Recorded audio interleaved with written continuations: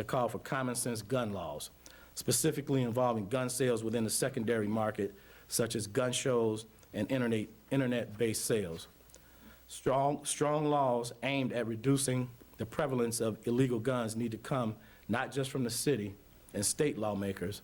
We also need elected officials in surrounding states to take a look at their laws and ask themselves if by making it easy to buy a gun in Indiana, Wisconsin, or Mississippi, are they contributing to the violent crime in Chicago? Chicago is not an island unto itself. We need to work together to get to the root problem of violent crime. And I hope that in the years to come, CPD no longer recovers 10,000 guns a year.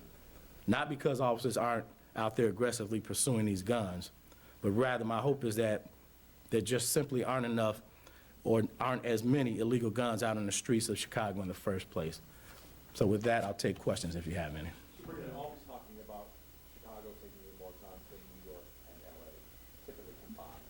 What is your personal opinion on the leading factors for the figures of gun seized here in Chicago? What do you think? Because, you know, those two cities are surrounded by states with tougher gun laws. We sit in between Wisconsin and Indiana who have lax gun laws. And it's easy for the criminal element in Chicago to go across the borders, fill up a duffel bag with guns, and then distribute them throughout our city. So until we stop those kinds of flows, we're going to continue to see this problem. And it just befuddles me that we can't pass universal background checks.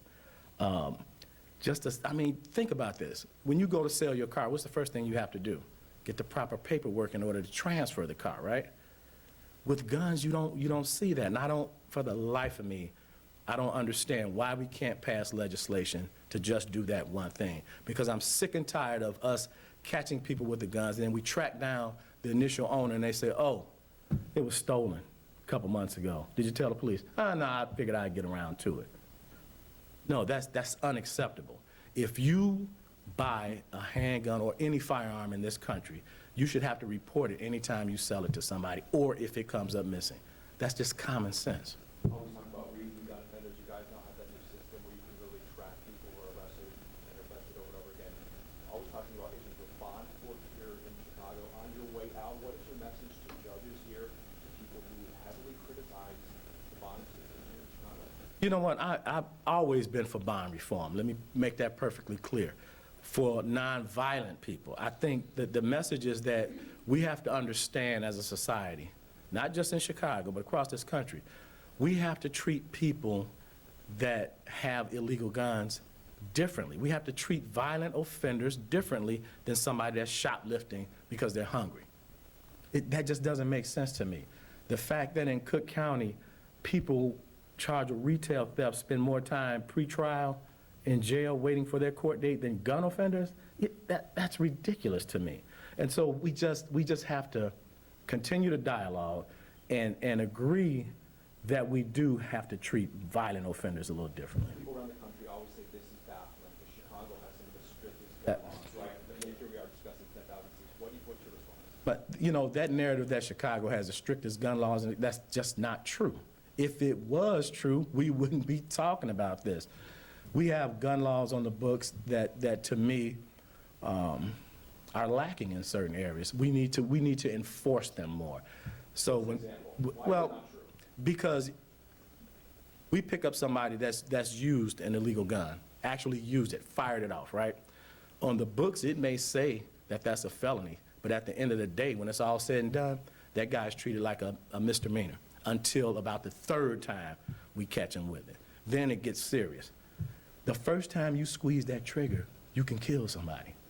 That's when you should be treated like that. And I'm not saying, you know, put these people in jail and be done with them for the rest of their lives.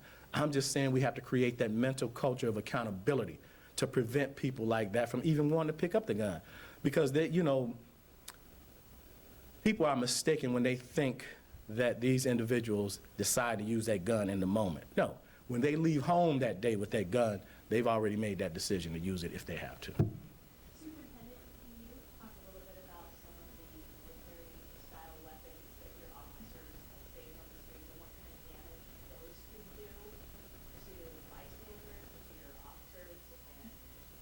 Absolutely. You know, military grade, those are weapons of war. Let's face it. That's what they're designed for. They could absolutely rip somebody's arm off or leg. They don't need to be on the streets of a city. They just don't. You know, you tell me you want something for safety, that's, you walking around with that, that's not to be safe, that's to create havoc. You know, those types of military-grade weapons we should not be seeing them, not just in Chicago, but anyway, you look at these mass shootings around the country, what do they use most of the time? That right there. You know, so obviously as a country, we have a unique fascination with this stuff. But until our legislators get serious, we're gonna keep continuing talking about this stuff. Okay? All right, thank you all.